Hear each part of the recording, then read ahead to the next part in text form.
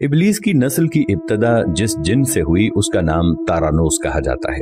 तारानोस इबलीस से 1,44,000 साल कबल दुनिया पे मौजूद था। तारानोस की नस्ल तेजी से बढ़ी क्योंकि उन पे मौत तारी नहीं होती थी और ना बीमारी लगती थी। अलबत्ता ये चूंकि आतशी मखलूक थी तो सरकशी बदरजाए उत्तम मौजूद थी। इस जिन्नों की नस्ल को पहली मौत फरिश्तों के हाथों पैदाइश के 36,000 साल बाद आई, जिसकी वजह सरकशी थी।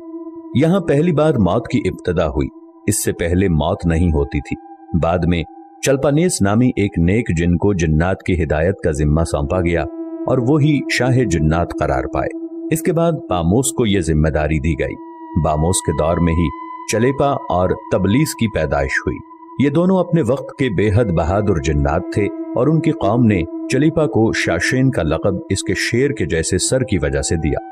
इन दोनों जिन्नात की वजह से सारी कौम कहने लग गई कि हमें उस वक्त तक कोई हरा नहीं सकता जब तक शाशेन और तबलीस हमारे दरमियान मौजूद हैं।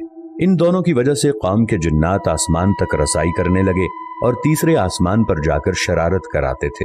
ऐसे में हुक्म इलाही से फरिश्तों ने उन पर हमला किया और इबरतनाक शिकस्त दी।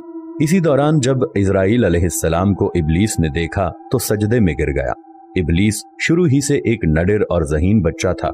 उसमें बाप की बहादुरी और माँ की मक्कारी कूट कूट कर भरी हुई थी।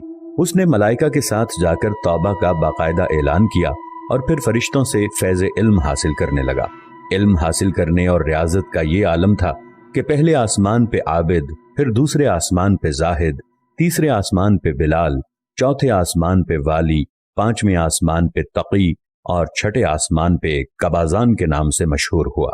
ये वो वक्त था जब ये फरिश्तों को सिखाता था। सातवें आसमान पे इबलीस बुक़्क़ाए नूर में रहा। हफ्त अफलाक के सब मलाइका का मुअल्लिम करार दिया गया। यहां तक पहुंचकर इबलीस ने अपनी आजजी और रियाजत की इंतहा कर दी। कमोबेश इबलीस ने 14,000 साल अर्श का तवाफ किया। यहां उसने फरिश्तों में उस्ताद सरदार अज़ाज़ील के नाम से शोहरत पाई। कमोबेश 30,000 साल मुक़र्रबीन फरिश्तों का उस्ताद रहा। इबलीस के दरसोवाज की मियाद कमोबेश 20,000 साल है।